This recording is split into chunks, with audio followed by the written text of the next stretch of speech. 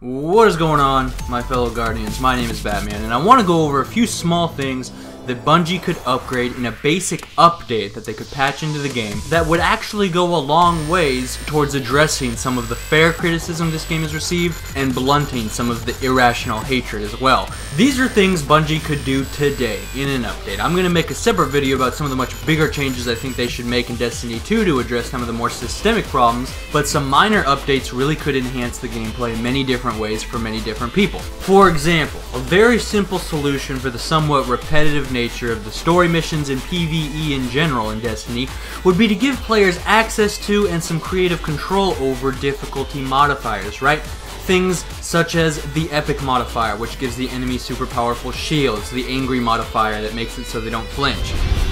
But as it is, these modifiers are only available at specific times and on specific missions decided by Bungie.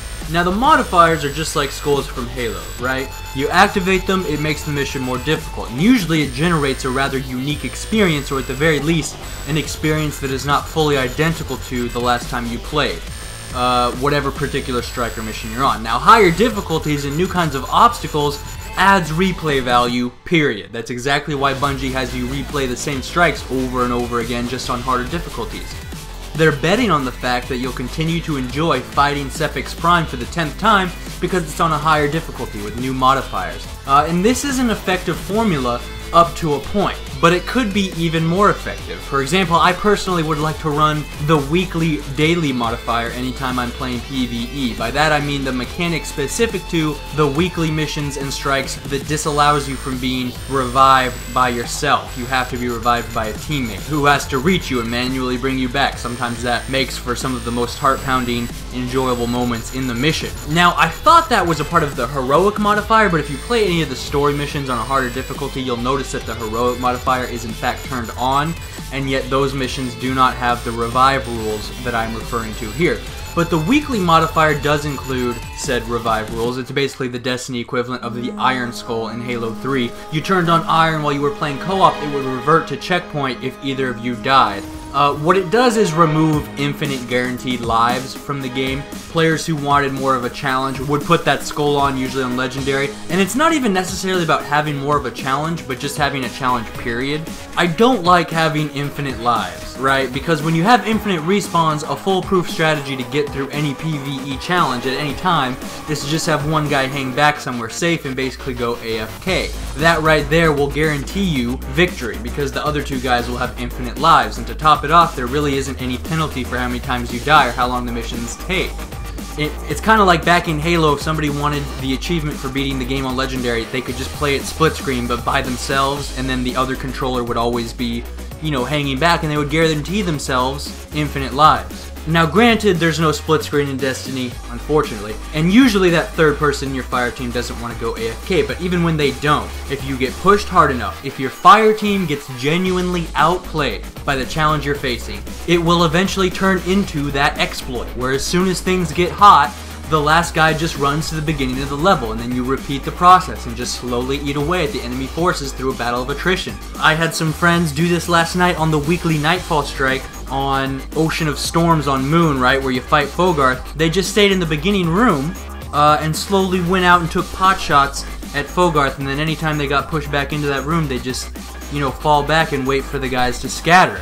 It becomes a battle of attrition. Who can outlast who? Not who can outplay who, not who can overcome the challenge. It's not a competition of skill. It's just, it turns into a grind. And guess what? So long as the last guy standing isn't a dumbass, you will always outlast the AI. And at a certain point, I realized there really isn't any incentive for me to apply serious effort, to push myself to do better, to overcome this challenge, because it doesn't matter how well I play. This is just a grind. It's like cutting trees in RuneScape, and again, the reward is the same regardless of how shitty you play. Now granted, maybe we could just pretend the weekly modifier is on and we all agree nobody is allowed to respawn on their own, but I think players should be expected to find the path of least resistance to achieving victory. And if that path of least resistance turns into a grind where player skill is largely irrelevant at the end of the day, that's on the developers. Now look, I understand obviously why they have this system of infinite lives available. It's because I'm in a minority here. Most people don't want to get fucked over all the time and have to use talent to overcome challenges. But that's why I'm saying give me the option to turn it on, you know? I have my own unique PvE preferences. I prefer to have the revive modifier on, and others can have their own preferences. Maybe some people want a modifier that makes it so that your health only recharges if you melee someone. Maybe Bungie could introduce some modifiers that don't necessarily make it harder, but just make it different, like the Silver Skulls from Halo 3, where things like grunt headshots blew out confetti and silly stuff like that. And then we'll all have a level of customization and creative control over our own PvE experience, which will greatly reduce the repetitive and often redundant nature of PvE in Destiny. The reality is they want us to be replaying many of these strikes dozens and dozens of times, right? I have an exotic weapon bounty right now that requires me to complete 25 strikes. There's only 5 strikes, so in theory I will have played every strike like 5 times over just for this one bounty. And that obviously doesn't include all the times I've already played them in the past and all the times I'll play them in the future,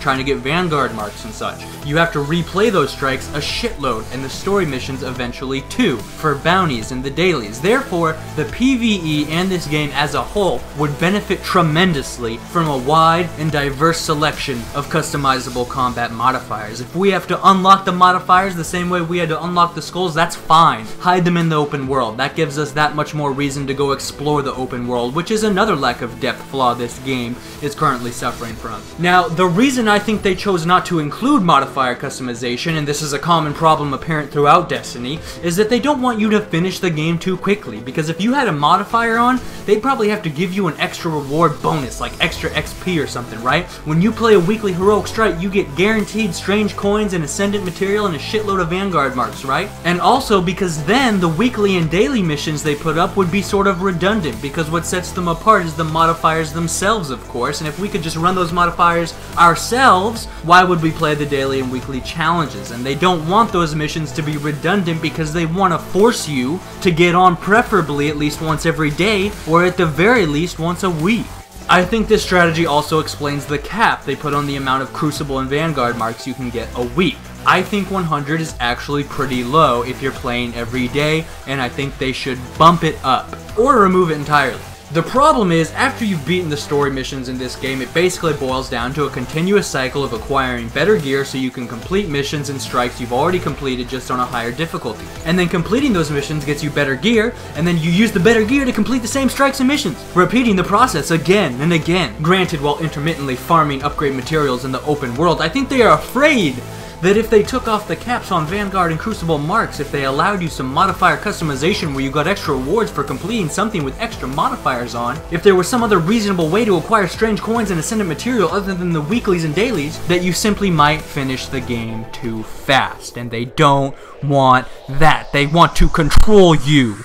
It seems like they are purposely sacrificing gameplay depth and subsequently replay value itself in order to forcefully drag your playtime out over the course of at least a couple weeks. I don't think that is a commendable trait in a game, and I also think that if they allowed more personal control and customization over your experience, they could get the same amount of playtime out of you in the long run anyways. Like, if I hit the Crucible marks cap on a Wednesday, which I have before because I play a lot of multiplayer, that means I have to wait like 3 or 4 days just for it to reset. In the meantime, I can play Crucible just for shits and giggles or bounties, and I do, but if my goal is to level up my gear, which is my goal because I want to be strong enough to do the raid, then it's a waste of my time to play Crucible instead of something else, even though I'd rather play Crucible because that's my favorite part of the game, surprise, surprise. I'm a multiplayer buff. Instead, I feel like I'm being forced to replay strikes I've already beaten 10 times a pop in the Vanguard playlist, and now that I've leveled up a bit, and the hardest Vanguard playlist, Vanguard Tiger, is stuck on normal difficulty for me,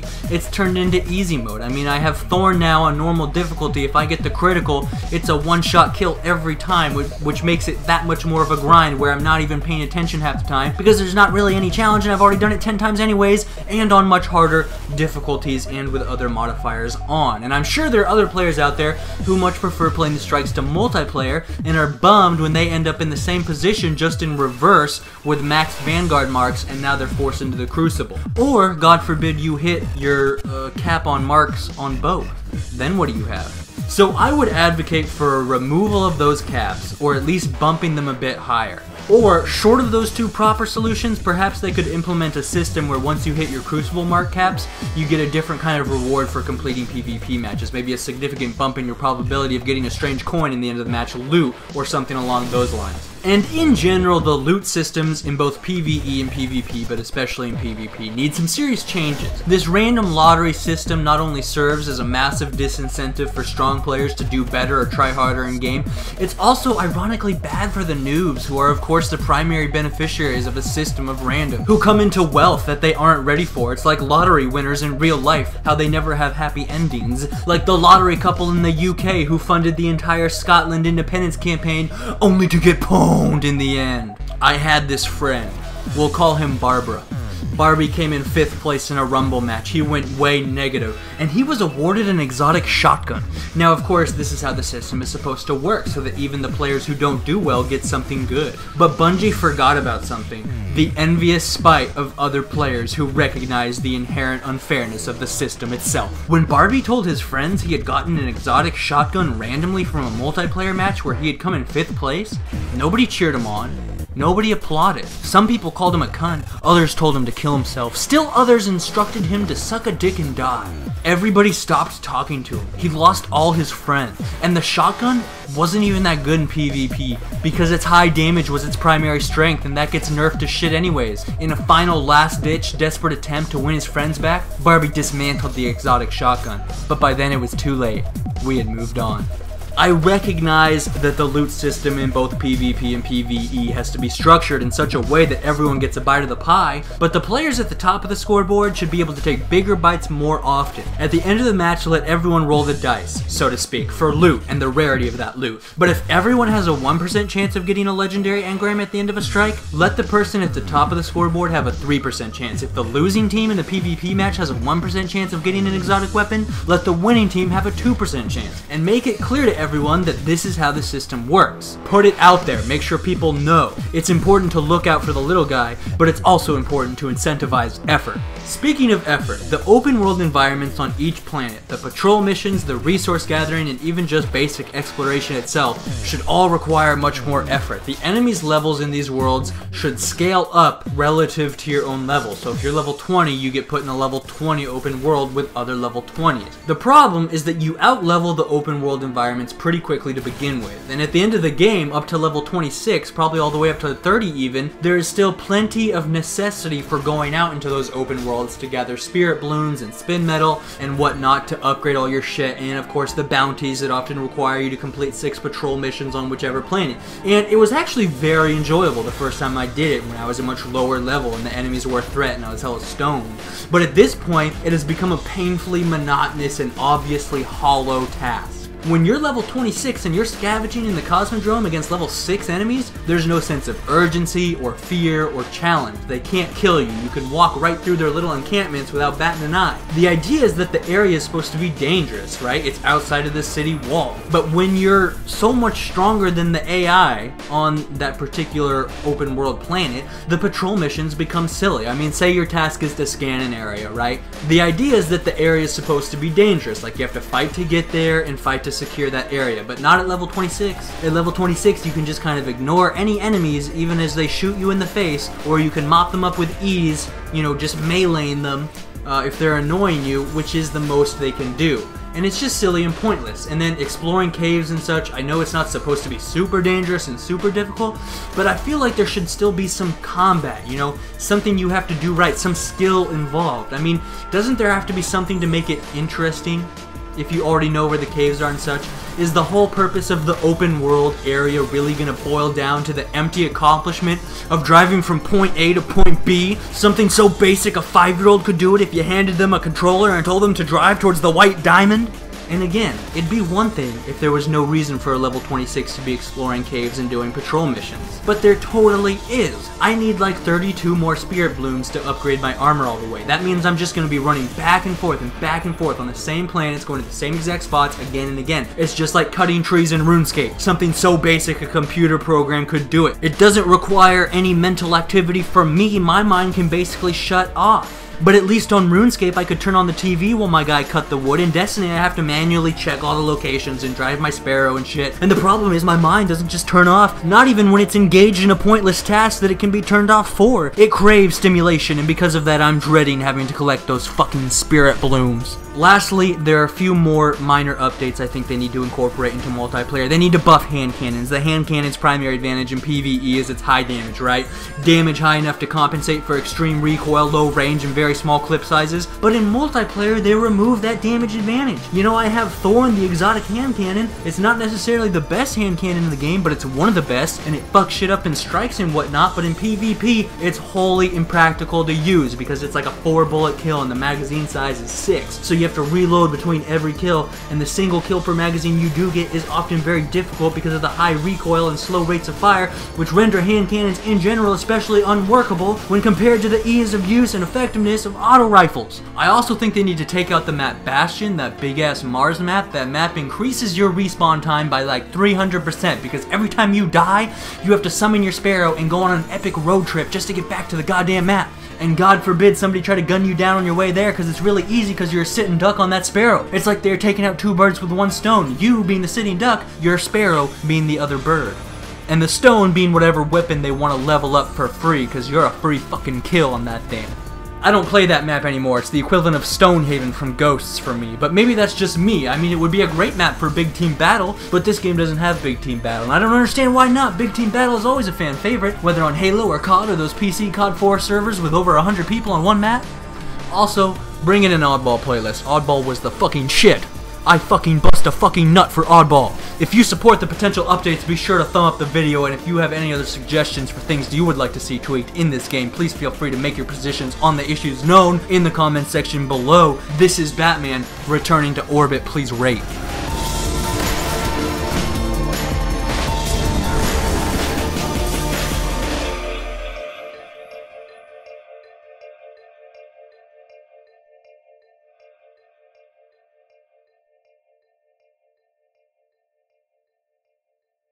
Smoke weed every day.